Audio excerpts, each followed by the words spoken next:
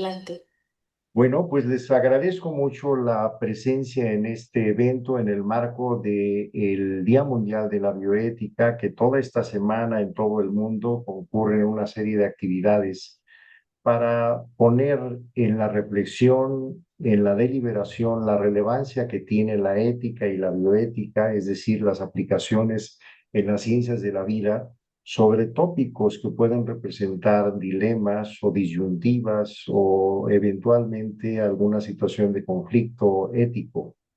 En esta ocasión nos place darle la bienvenida a la doctora Asunción Álvarez del Río, con una amplia trayectoria, no solamente en su formación como psicóloga e investigadora de la Universidad Nacional Autónoma de México en áreas de ciencias de la salud, sino como participante y de forma muy directa en temas de gran relevancia, no solamente en el marco de referencia de la ética, sino en el marco de referencia de las decisiones en el sentido individual y colectivo en lo que se refiere al ciclo de la vida.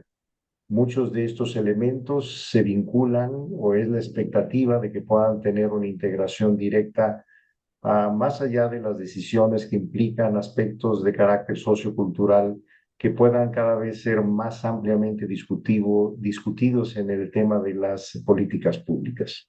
En esta ocasión daremos principio con un tema fundamental que es el referido a Por un buen final, a propósito de uno de los libros del autor Álvarez del Río, en donde hace una serie de reflexiones que son vitales para la comunidad y para la sociedad sobre qué hacer para morir con dignidad, con una sustentación metodológica y de elementos que son fundamentales en el conocimiento en el sentido individual y social.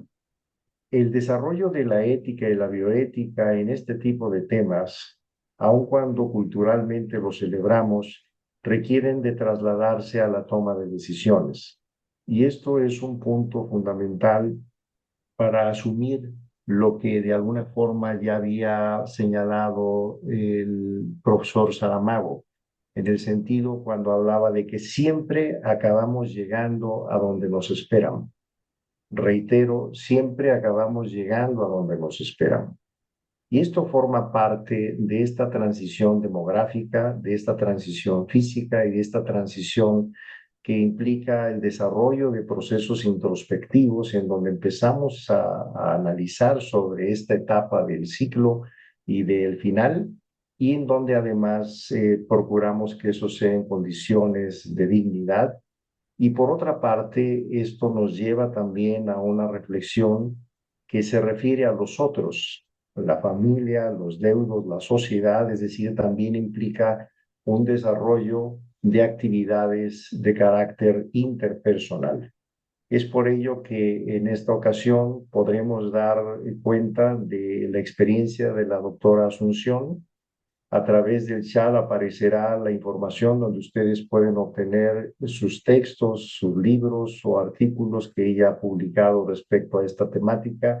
Y en este sentido, pues nos da mucho gusto poderla recibir en este espacio convocado por la Comisión Estatal de Bioética, con la anuencia de la Comisión Nacional de Bioética, con la participación del Colegio de Bioética, en el cual la doctora Álvarez del Río ha tenido una participación de forma muy puntual, de forma activa, y sin más precedente, entonces le dejaría en el uso de la voz para que nos hiciera favor de presentar su disertación y comentar entonces algunos de estos aspectos inherentes a esta etapa del ciclo de la vida a propósito de este final. Si nos hace favor entonces la doctora Asunción Álvarez, a quien le reitero mi más atenta bienvenida.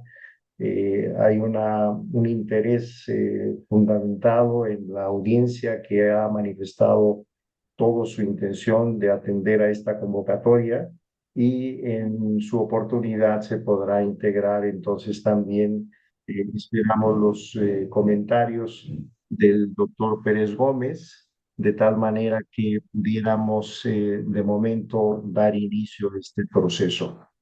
Si nos hace favor, entonces ya está la presentación de la doctora.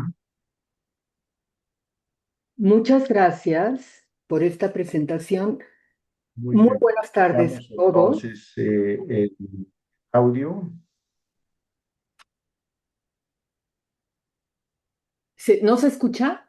Está ahora ya, está perfecto la Ok. recepción. Perfecto. Pues muy buenas tardes a todos y muchas gracias por la presentación, muchas gracias por la invitación para participar con esta conferencia en el marco del Día Mundial de la Bioética.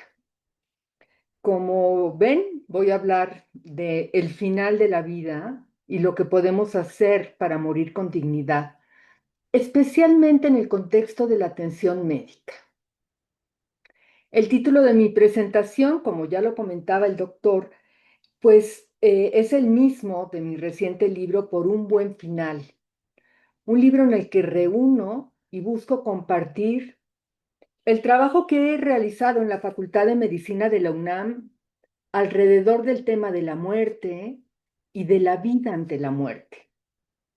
En ella yo he investigado, reflexionado y enseñado a futuros médicos en la licenciatura y a filósofos y bioticistas en el posgrado sobre qué podemos y debemos hacer para tener buenos finales de vida o lo que llamamos muertes dignas.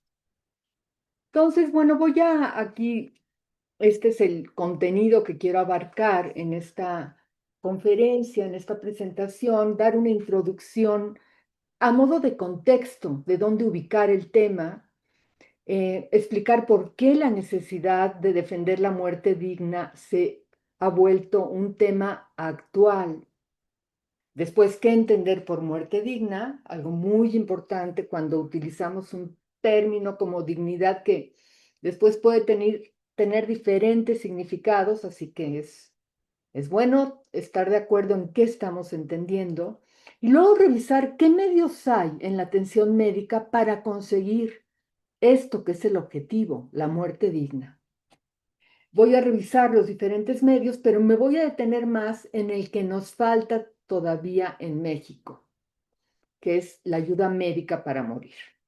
Y luego veremos algunas conclusiones. Entonces, bueno, yo quiero empezar por señalar algo que no es novedad, pero hay que decirlo porque esto explica lo que necesitamos ahora. Estamos en una sociedad en que predomina la dificultad para darle un lugar a la muerte. Y esto nos pasa en lo general, pero de manera más específica y con consecuencias lamentables en la atención médica. Si no se aceptan los límites de la vida y de la medicina, lo que sucede es que se añade mucho sufrimiento al final de la vida, que es parte de la vida, que no se puede evitar. Y este sufrimiento se da en el paciente, en los familiares o amigos y en el mismo personal de salud que atiende al paciente. Por eso, aprender a darle un lugar a la muerte en la vida es fundamental, porque esto es lo que nos puede liberar de actuar bajo el miedo. Nos puede ayudar primero a vivir mejor, una vida que va a acabar, y después a estar mejor preparados para el final de la vida, para tener un buen final. Una muerte digna, tanto para nosotros cuando nos toque, como para otros que se adelanten y a los que habremos de acompañar y que también tenemos mucho que hacer para ayudar a que se vayan con una muerte digna. Entonces, yo propongo partir de dos puntos. El primero es que aceptemos que no podemos evitar morir ni que mueran las personas que queremos. Y el segundo es que la muerte, que inevitablemente se va a dar, puede pasar mejor, mucho mejor, o peor, mucho peor, según lo que hagamos o dejemos de hacer. Y necesitamos aceptar estos dos hechos que tienen que ir juntos. A veces nos quedamos solo con el primero de estos dos hechos y al no saber que tenemos algo por hacer ante lo inevitable de la muerte, nos inunda el miedo y la manera de manejarlo es evadir el tema, negarlo, hacer como si no fuera a pasar. Como pacientes o familiares, es frecuente esperar que los médicos hagan lo que sea para evitar la muerte, cuando ya se presenta como algo próximo, algo que los médicos saben que es así, porque tienen el conocimiento para interpretar los datos del cuerpo del que se va a morir y de los estudios que se le han hecho. Y bueno, hay cierto fundamento en esperar tanto de la medicina, porque sus avances han sido espectaculares y realmente muy bienvenidos. Pero no deberíamos olvidar que somos mortales. Y si nunca nos ocupamos del hecho de que vamos a morir, cuando este momento ya esté cerca, por padecer una grave enfermedad, por ejemplo, buscamos lo imposible en la medicina, sin distinguir que hay veces en que ésta sí puede postergar la muerte y otras en que no. Y ahí es fácil que se empiecen a tomar decisiones que hacen que el final de la vida sea mucho peor. Tratando de curar lo incurable, se piden y se reciben tratamientos que no sirven más que para añadir sufrimiento. Porque no solo es el paciente, los familiares, quienes quieren recurrir a ellos, también los médicos, si no han tenido una conversación honesta con el enfermo y con ellos mismos. Al estar inmersos en esta lógica que se enfoca en conseguir lo irrealizable, también se busca hacer todo para ignorar lo que está pasando, que la persona o uno mismo va a morir. Al no admitir que esto es lo que está sucediendo, se dejan de hacer las cosas que se necesitan hacer cuando alguien está por morir, por abandonar esta vida, por cerrar su obra. Esto es, revisar lo vivido, hablar con quien se necesita, perdonar, perdonarse y buscar paz. Por eso es importante tener muy presente el segundo punto. La muerte que inevitablemente va a suceder puede pasar mejor, de manera más consoladora y con menos sufrimiento, o peor, dependiendo de lo que hagamos o dejemos de hacer. Y confiar en hacer las cosas bien puede darnos tranquilidad incluso antes de enfermar, porque sabemos que al llegar al final de la vida podremos transitar de la mejor manera junto con las personas que nos sean importantes y que van a acompañarnos sin tener que fingir que no pasa nada. Voy a continuar entonces con lo que quiero compartir. Es un hecho que hoy es necesario defender la muerte digna en la atención médica. Vamos a ver qué factores son los que refuerzan que haya sido necesario llegar a defender la muerte digna. Bueno, y esto tiene que ver con dos factores que se refuerzan. De no poder hacer casi nada el siglo pasado en la atención médica al final de la vida, pues se pasó a tener infinidad de opciones que ofrecer. Se pueden sustituir órganos vitales cuando fallan. Y la verdad, hay la posibilidad de curar muchas enfermedades que antes eran incurables, que el diagnóstico equivalía ya a esperar el final. Y todo este avance, que, repito, es muy bienvenido, pues también ha hecho que la muerte ya se vea lejana, ajena, se puede evitar o por lo menos se puede postergar y postergar. Y además se ha llevado al hospital en lugar de que se dé en la casa con familiares de diferentes edades y generaciones. Entonces se ha dejado de hablar de ella. Y al dejar de hablar de ella, hemos dejado de prepararnos para ella y dejado de acompañarnos, ¿no? Y esto se da, pues, en todos los que están participando en un contexto de atención al final de la vida, en el personal médico, en los pacientes y los familiares. Y esto ha llevado también a la sobremedicalización de la vida y del final de la vida.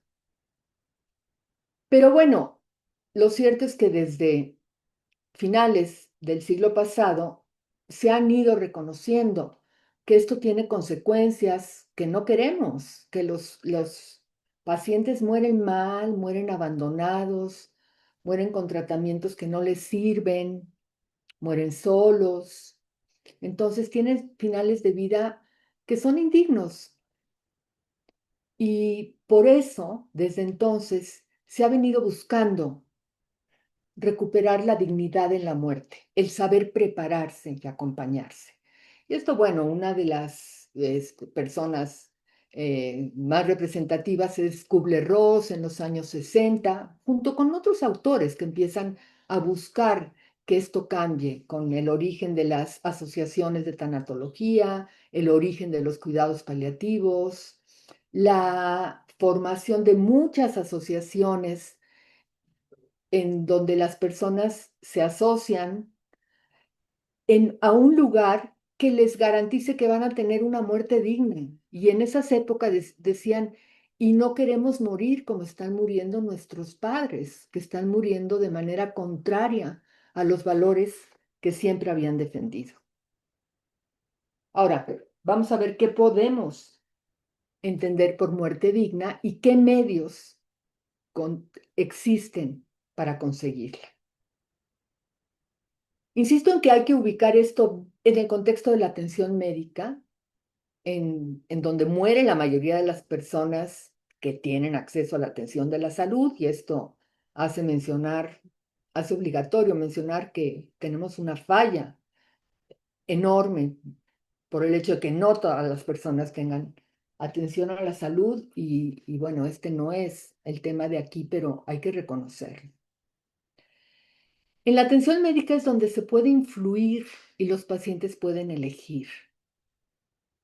Las personas también podemos morir de manera repentina, por un accidente, por un acto de violencia, y ahí no tenemos nada que hacer para decir quiero una muerte digna, y no hay nada que elegir. Es algo que deberíamos de prevenir, pero no podemos influir como sí en la atención médica.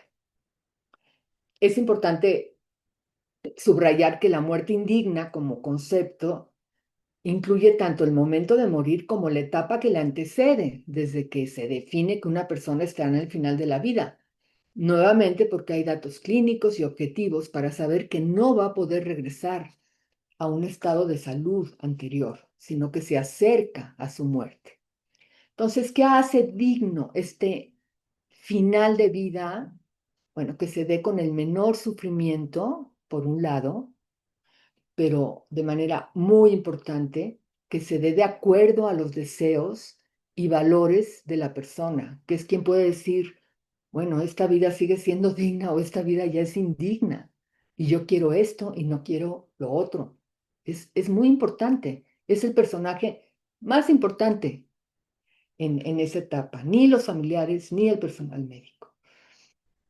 Y la muerte digna es posible si se toman las decisiones adecuadas y se respetan las decisiones de los pacientes, algo que no siempre sucede, hay que conocerlo. ¿Cómo favorecer una muerte digna? Bueno, aparte de revisar usando los medios que hay, que vamos a ver después, bueno, esto implica guiarse por los bioéticos de la práctica médica, y quizás si tengo que escoger dos, pero que están todos, es buscar la beneficencia y respetar la autonomía. Es imprescindible establecer una buena comunicación por parte del personal médico con pacientes y familiares, pues es la herramienta esencial para acompañar y para permitir que decida el paciente, que entiende realmente en qué situación se encuentra y qué opciones tiene para elegir. Es fundamental considerar que el sufrimiento, atenderlo tanto físico como emocional, es parte de la atención médica. Y bueno, para poder favorecer una muerte digna es fundamental haber reflexionado sobre la muerte para saber acompañar, respetar y favorecer las mejores decisiones. Y esto en especial por parte del personal médico. En las decisiones relacionadas con el final de la vida, entran en juego muchos aspectos éticos que es importante reconocer, reflexionar y discutir para tener paz en el momento de decidir. ¿Está bien dejar de dar un tratamiento aunque la persona muera? ¿Está bien, suponiendo que fuera legal, ayudar a morir a alguien que lo pide porque ya no quiere vivir con el sufrimiento o la indignidad que le causa una enfermedad? Para poder responder estas preguntas hay que empezar por cuestionar una idea muy arraigada que en gran parte viene de nuestro miedo a la muerte.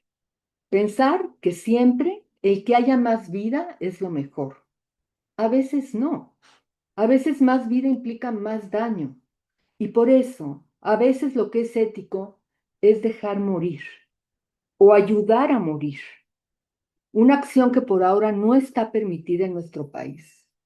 Necesitamos trabajar como sociedad en aprender a dejar morir.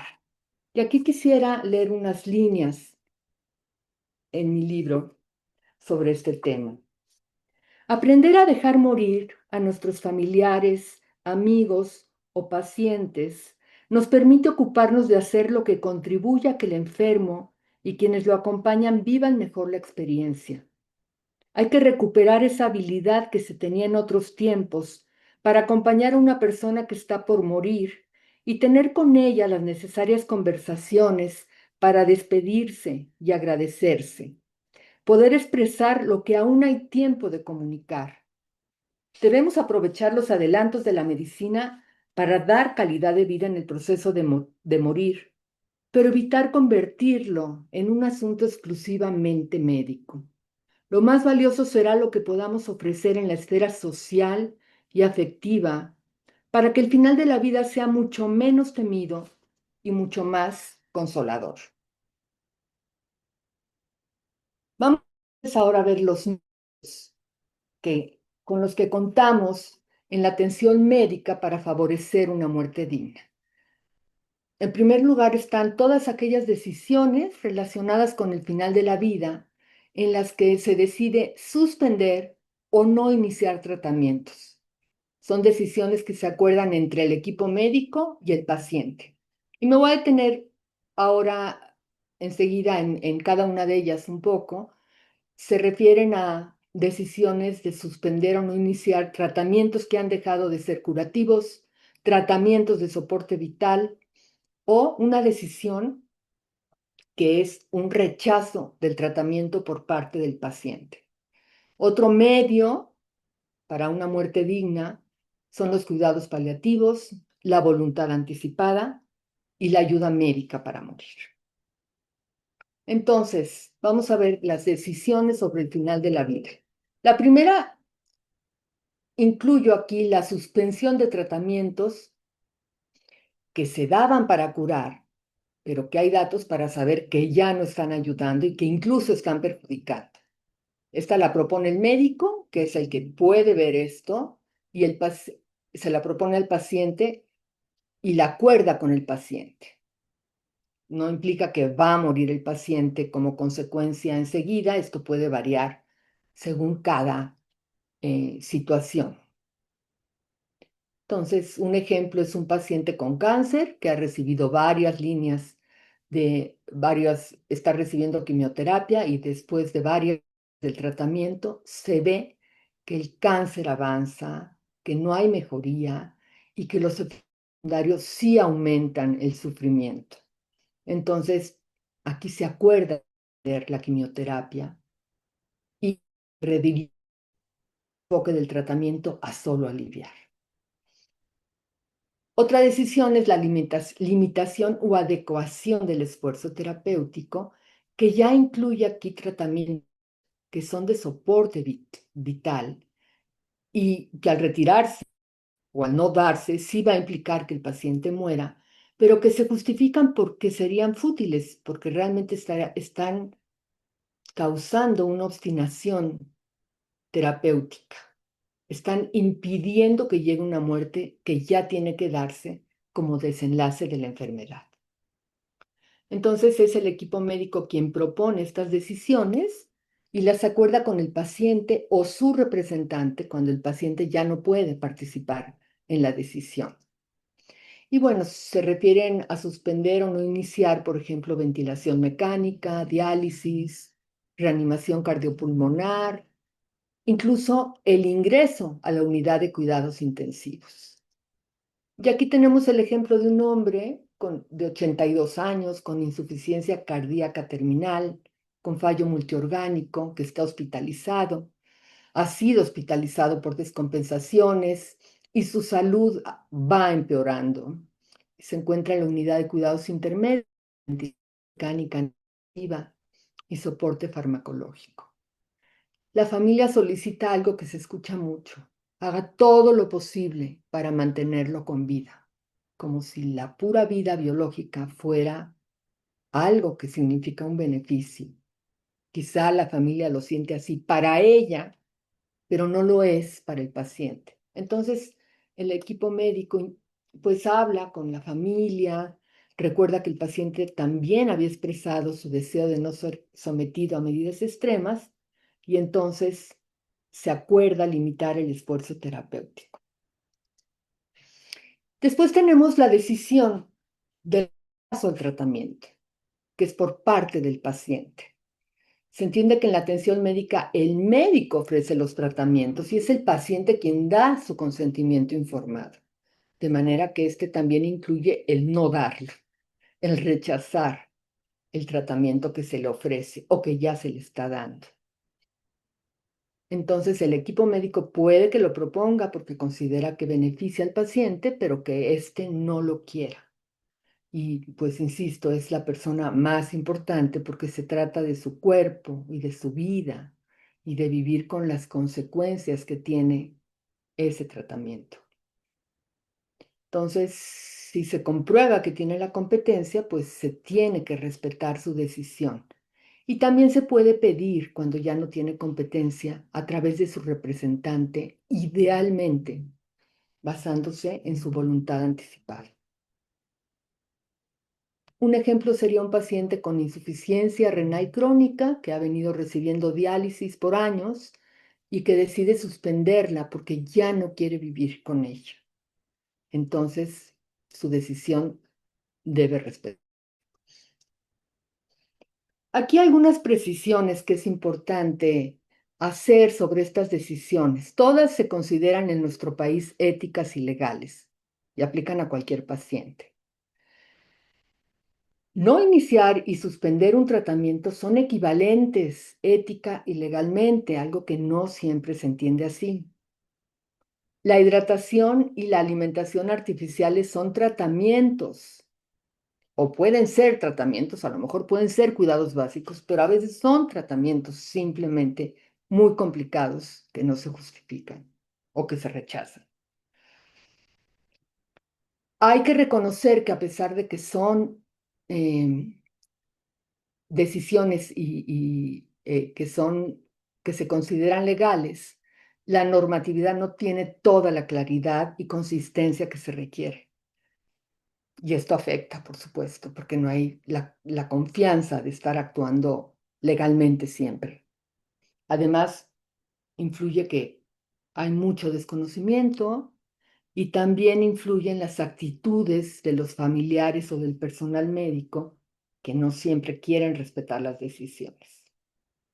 Y una aclaración importante: no se debe de confundir ninguna de estas decisiones con eutanasia cuando la consecuencia es que muera el paciente. Vamos a ver que eso es una cosa muy diferente. Los cuidados paliativos son otro de los medios para favorecer una muerte digna. Son el cuidado integral para mejorar la calidad de vida de las personas enfermas y de sus familias, a través del control de los síntomas físicos, pero también atendiendo a las necesidades psicológicas, sociales y espirituales. Y se deben de dar en cualquier momento de la enfermedad en que se justifiquen, pero especialmente en el final de la vida. Hay que contemplar que algunas intervenciones de los cuidados paliativos pueden adelantar o acompañar la muerte, como es administrar opiáceos en la dosis necesaria para aliviar síntomas cuando la persona ya está muy cerca de su muerte, o la sedación profunda y continua que se da porque una persona muy cerca de su muerte también presenta síntomas que no responden a tratamiento y que están causando un sufrimiento que se trata de aliviar, y al no poder aliviar, se busca que la persona no lo experimente, provocando una sedación profunda. Entonces no busca causar la muerte, sino que busca que la persona encuentre la muerte que ya se acerca sin experimentar, sin tener conciencia. Bueno, los cuidados paliativos se consideran ética y legalmente aceptables, incluyendo estas intervenciones, y de hecho se consideran obligatorios, lo cual pues está muy bien. Lo que pasa es que esta obligatoriedad debe de ir acompañada de pues proveer toda la logística y todo lo que se necesita para que realmente todos los pacientes tengan acceso a estos cuidados. Y también aquí, la sedación no debe confundirse con la eutanasia. Y otro medio es la voluntad anticipada, porque en la definición de muerte digna yo insistía que un aspecto fundamental es que se tomen en cuenta los deseos y valores de la persona, y este instrumento es una herramienta, o sea, permite que se pueda seguir respetando esos deseos y valores, aun cuando la persona ya no puede comunicarse.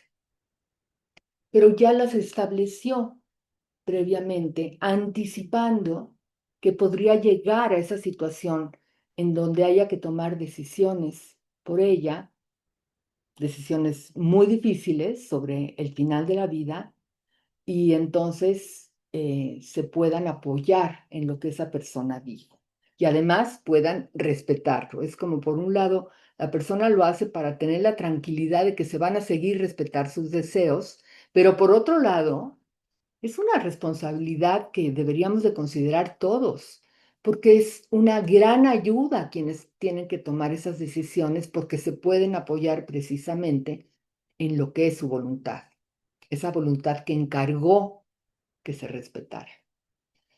Entonces, este instrumento, la ley que regula la voluntad anticipada, fue un avance muy importante en el país, primero en Ciudad de México y luego en los estados en que se siguió, porque es una manera de respaldar el derecho de las personas a rechazar tratamientos en el final de la vida.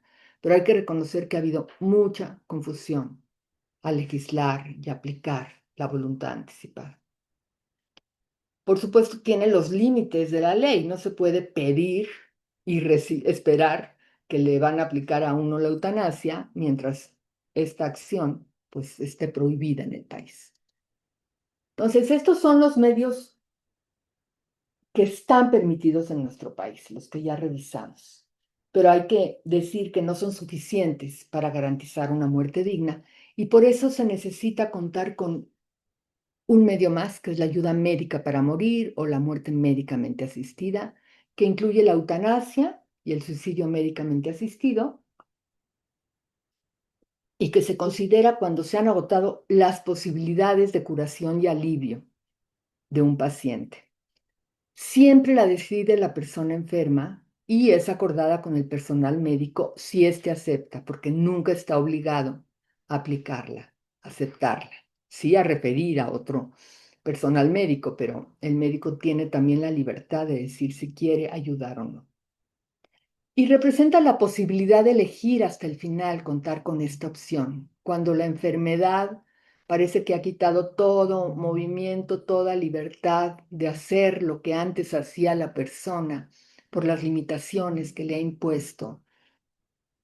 Todavía puede ejercer la libertad hasta el final, aunque solo sea para decir, ya no quiero vivir más. Pero claro, debe contar con la ayuda. En los países que se permite, como para situarnos, pues la frecuencia varía mucho, ¿no? Varía entre el 0,1%, por ejemplo, en Colombia, más o menos, y el 5% del total de muertes que se dan en un año en Países Bajos.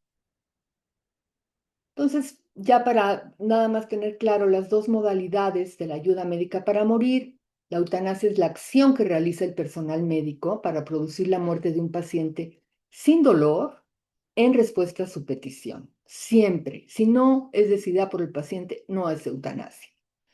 Y es para terminar con un sufrimiento intolerable o una vida indigna desde el punto de vista de la persona que va a morir. Y por definición es activa, voluntaria y directa. Y esto es una invitación a dejar de usar las diferentes clasificaciones que en otra época fueron útiles para la discusión ética, pero que ya no ayudan, ya más bien confunden. El suicidio médicamente asistido es muy parecido, pero la diferencia es que la ayuda que da el personal médico ya nada más consiste en darle los medios a la persona que quiere morir, los medicamentos, para que sea la persona quien realice la acción final que causa su muerte.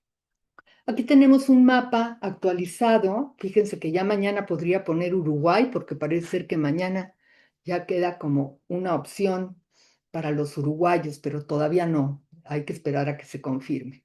Aquí están en rojo los lugares en donde se permite la eutanasia, en verde los lugares en donde se permite el suicidio médicamente asistido.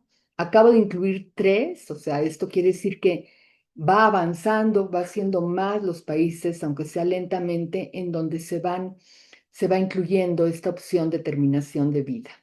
Los últimos fueron la isla de Man, Italia, en la Toscana nada más, y Eslovenia. En azul y en el mapa en café vemos en donde se permite el suicidio asistido sin este adjetivo de médicamente. En Estados Unidos solo son algunos estados en donde se permite, en Victoria son ya, en Australia ya son todos los estados más uno de los territorios y próximamente, quizá no sé si este año, pero bueno, se empieza a discutir de manera importante incluir el territorio norte también. Y aquí tenemos los criterios. En sin color, el primero de todos, el inciso A, es asegurarse que el pedido de la persona es realmente voluntario. Es un pedido libre, no es desesperado, no está con una depresión profunda que le impide poder tener una competencia, no está presionado por otros, sino que elige porque sabe, porque lo ha pensado, lo ha conversado, elige morir debido a un sufrimiento intolerable que puede ser físico o emocional causado por una condición médica. Después ya vemos diferencias entre los lugares en que se permite. Por ejemplo, en verde vemos los lugares en donde no se establece un tiempo, no tiene que haber una condición de terminalidad. En azul vemos donde sí. En amarillo vemos donde se requiere la aprobación de un comité. En morado vemos donde también se permite a menores. En negro vemos donde se permite el pedido a través de una voluntad anticipada. En rojo vemos donde se permite ayudar a pacientes con demencia temprana o con condición psiquiátrica. Y en lila vemos los lugares en donde se permite hacer una donación de órganos después de la ayuda médica para morir.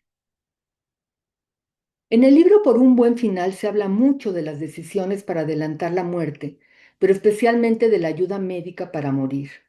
Y se describen muchos casos de personas que han recurrido a esta ayuda en los países en que se permite. Al conocer la situación de estas personas, podemos entender sus motivaciones, las circunstancias que las llevaron a querer terminar su vida, a concluir que preferían morir que seguir viviendo en las condiciones en que se encontraban debido a su enfermedad.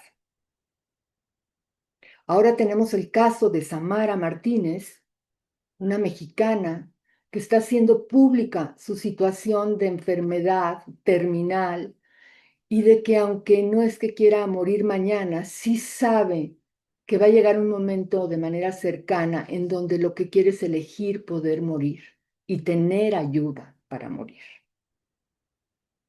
Y esto es muy importante porque en México no se había visibilizado de esa forma eh, por qué una persona busca esta ayuda. En el libro también se dan ejemplos de personas que no pudieron contar con la ayuda y continuaron viviendo con el sufrimiento que querían evitar, o recibieron ayuda de personas que sufrieron las consecuencias penales por realizar una acción que consideraban más ética que permitir que continuara el sufrimiento. Todo esto nos ayuda a tener mejores elementos para apoyar esta forma de terminación de vida que podríamos llegar a necesitar y que es una opción con la que también en México merecemos contar. Menciono de manera muy rápido que otra forma de adelantar la muerte que no hemos discutido en México y que a la que recurre en otros países y hay guías muy claras es la decisión de dejar de comer y beber oralmente para poder morir, ¿no? Y esto siguiendo lineamientos claros y con el acompañamiento y el alivio de síntomas, se ha reportado que es muy tolerable y la muerte se produce entre los 4 y los 14 días. En el libro se tratan más temas que me limito a numerar y que invito a revisar por ustedes mismos. La muerte y el duelo en la pandemia, cómo acompañar y atender las necesidades de los menores ante la muerte, la propia y la de sus seres queridos. ¿Qué control queremos y podemos tener en caso de llegar a padecer una demencia? ¿Qué hacen las asociaciones por el derecho a morir con dignidad y la Federación Mundial de Asociaciones por el Derecho a Morir? Y reflexiones sobre la ayuda médica en situaciones más controvertidas, en menores, en pacientes psiquiátricos, en personas que padecen demencia y en las que consideran su vida completa, entre otros. Los diferentes temas del libro buscan invitar a la reflexión sobre lo que nos toca hacer con nosotros y con otros para vivir con dignidad y libertad hasta el final. Y es un llamado a empezar a actuar, pues nunca sabemos si mañana podremos hacerlo.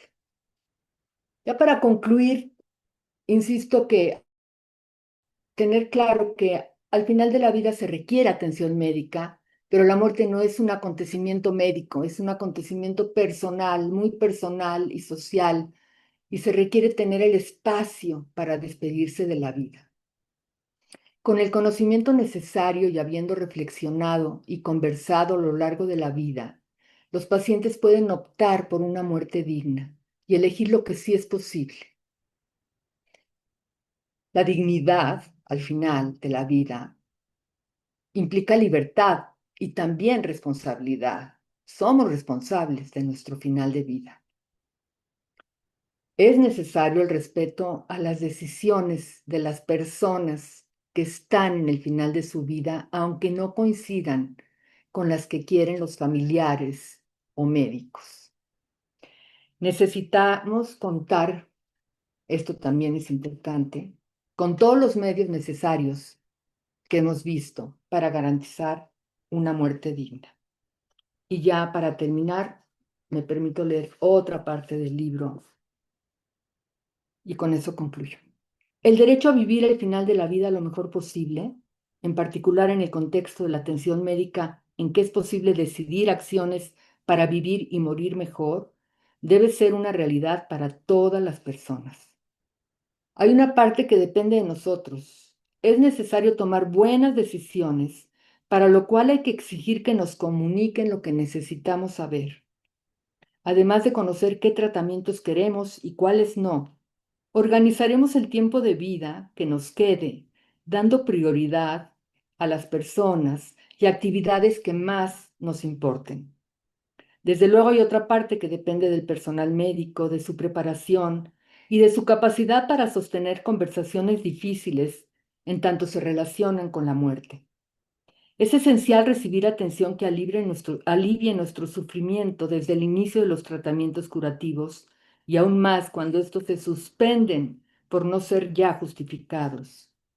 Tenemos derecho a que se respete nuestra voluntad al aceptar o rechazar terapias, estableciéndola de antemano en caso de que en el futuro no podamos expresarla directamente. También deberíamos ya tener el derecho a recibir asistencia médica para morir sin dolor si concluimos que es lo mejor ante la enfermedad que padecemos. Espero sinceramente que los distintos temas abordados en este libro promuevan la reflexión personal y compartida, ayudando a vivir una vida que acepte la muerte como parte de ella. Al llegar el momento, no se trata de luchar por evitarla, sino de transitar hacia ella con alivio y paz interior, asegurando que el final de la obra, que es nuestra vida, sea el mejor posible. Bueno, aquí está nada más el dato de dónde se puede conseguir mi libro, tanto en versión impresa como en ebook. Es de la editorial Palabras y Plumas Editores, y si se entra ahí googleando, que se entra muy fácil, en la pestaña de catálogo se puede encontrar. Pues muchas gracias, voy a dejar de compartir y espero que haya tiempo a algunas preguntas y comentarios. Muchas gracias, Asunción, por esta reflexión tan puntual que creo que no solamente es de interés para la bioética y quienes nos dedicamos a su estudio, sino para la toma de decisiones en el plano individual y colectivo, de tal manera que al margen de los escenarios socioculturales que todavía marcan algunos diferentes en la forma de abordarla y percibirla, es fundamental tener un eje común desde la perspectiva de la bioética, que es en donde podemos encontrar más coincidencias que diferencias.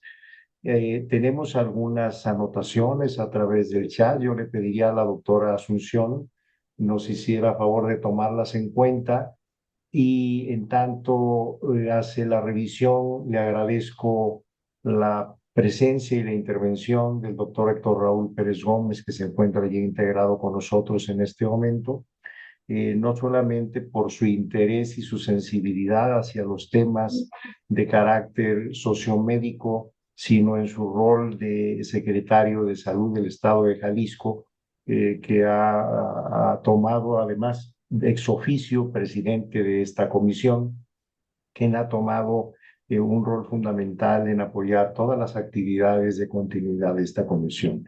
Así que le agradecería que nos emitiera su mensaje, estimado doctor Pérez Gómez, estamos atentos a su comunicación. Muchas gracias, querido Rodrigo. Quiero saludarle con mucho cariño a la maestra Asunción por la muy valiosa colaboración que acaba de hacer a nuestro comité y señalar que para nosotros es motivo de gran satisfacción el contar con ponencias de tan alto nivel, de profesores de tan alto nivel, particularmente en temas tan sensibles, en temas tan delicados como ha sido el que magistralmente acaba de abordar. Y referirme a que hoy más que nunca revisar académica y éticamente la temática relativa a la dignificación del final de la vida, a la dignificación de los cuidados paliativos, a la dignificación de las decisiones que el paciente toma con respecto a esos momentos tan difíciles y sensibles como es cuando se tiene una enfermedad crónica, una enfermedad eh, que seguramente por sus características propias eh, tiene un pronóstico muy difícil y en donde precisamente la dignificación incluye el contar oportunamente con cuidados paliativos, el contar con un entorno familiar, con un entorno social amigable, cálido, compasivo y, por supuesto, el contar con eh, las facilidades de los sistemas, como el caso del sistema de salud, pero de igual manera de subsistemas en los que tenemos que ver y mucho que aportar para la dignificación de la fase final de la vida y, por qué no decirlo con claridad, para esa fase que es la muerte, como parte incluso del ciclo de vida. Em, Rodrigo, también te quiero agradecer porque muy particularmente teniendo en días pasados el Día Internacional de los Cuidados Paliativos y también en días pasados el Día Internacional de la Salud Mental, el haber tenido esta conferencia, sin lugar a dudas, es muy oportuno y creo que a quienes la hemos escuchado nos deja muchísimas enseñanzas.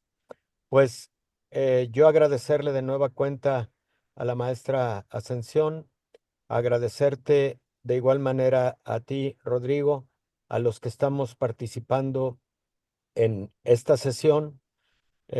Yo quiero ofrecer una disculpa porque me encuentro en mi vehículo. Quizás no es el mejor escenario, por lo menos no es el más correcto, pero estamos prácticamente a unos minutos de salir de Guadalajara hacia Puerto Vallarta, en donde tenemos una contingencia delicada por motivos de un fenómeno natural que ha inundado ahí muchas colonias de Puerto Vallarta, pero eh, pues sí, quise al menos por esta vía estar presente y de nueva cuenta muy congratulados y muy agradecidos por el maravilloso contenido de esta ponencia.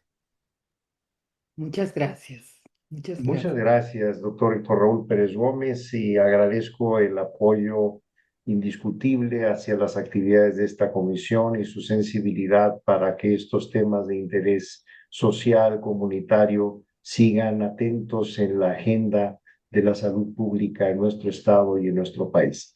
Estaremos atentos al seguimiento y ahora sí le pediría a la doctora Asunción si pudiera hacer un cierre asumiendo o considerando pues una serie de felicitaciones y comentarios que han aparecido en el chat, al menos tener como una panorámica global para hacer su cierre y comentario final, por favor. Sí, bueno, pues primero el agradecimiento a todos los saludos y también a las felicitaciones y al agradecimiento por haber tratado este tema. Y yo también soy una agradecida de haber tenido la oportunidad de compartir pues este tema que me ha venido ocupando a lo largo de muchos años, que inicio por una preocupación personal de ver cómo se puede vivir con paz sabiendo que uno va a morir y pudiendo concluir al final del recorrido que he hecho, que desde luego no ha acabado y sigo trabajando y investigando y aprendiendo, que sí se puede vivir con respuestas para tener paz, sabiendo que, que la vida se acaba y que esto nos puede ayudar también, además de aprovechar más la vida, a tomar conciencia de la responsabilidad que tenemos con las muertes o finales de vida que nos toque acompañar y con el propio. Poder reflexionar sobre nuestro final de vida para llegar mejor preparados. En parte la preparación será haber vivido mejor, sabiendo que nuestra vida no es infinita, pero sobre todo sabiendo que al final se puede influir para tener un buen final de vida y que si no hacemos nada también se pueden dar la situación en donde el final de vida sea peor. Entonces, una invitación a tener esta tarea que la influencia social no promueve, porque sí hay un ocultamiento de la muerte, una tendencia a evitarlo, pero tenemos que aprender a poder hablar de ello, a introducir el tema con nuestras familias en momentos en donde sea más adecuado, no cuando lo estemos pasando tan mal, para poder hablar de lo que es necesario saber para cuando llegue el momento. Entonces, pues, gracias por esta oportunidad. Muchísimas gracias, querida Asunción. Con esto va nuestra gratitud implícita también para todos quienes han participado en esta reflexión. Reitero esta generosidad de la doctora Asunción para compartir sus reflexiones, que son producto de mucho tiempo de estudio y de análisis a profundidad sobre esta temática. Y me gustaría de igual forma hacer el cierre en alusión a dos elementos que me parecen importantes. Uno de ellos es remontarme a la literatura de don Manuel Acuña, en donde hablaba de que círculo es la existencia y mal hacemos cuando al querer medirla le asignamos la cuna y el sepulcro por extremos. Esto es uno de los cierres de una de las poesías clásicas de don Manuel Acuña, que nos sitúa entonces en ese límite nebuloso entre la vida y la muerte y que ha ocupado desde muchos tiempos dentro de la evolución de la historia estos procesos reflexivos que ahora tenemos que hacerlos a la luz de los retos contemporáneos. Y además de pertinente, me parece que adicionalmente es justo considerar un último comentario de mi parte sobre un texto corto que escribí de manera póstuma al profesor Arnoldo Kraus. El profesor Arnoldo Kraus, médico, humanista, bioeticista, nos acercó de manera muy pragmática y reflexiva a estas decisiones al final de la vida. Y hoy, insisto, de manera póstuma, aunque no por ello menos relevante, porque si su obra sigue presente en muchos de estos espacios, escribí lo siguiente: un camino tan transitado en sus reflexiones y tan discernido en sus significados, encuentra finalmente su destino y su vocación discursiva, sin ser una búsqueda intrépida para encontrar la muerte, sino una conversación en paz con esta ruta impostergable, nos deja Esas, una nueva lección de la que seguiremos descifrando y aprendiendo de una mente sabia y generosa. Muchísimas gracias a todos por asistir a este evento.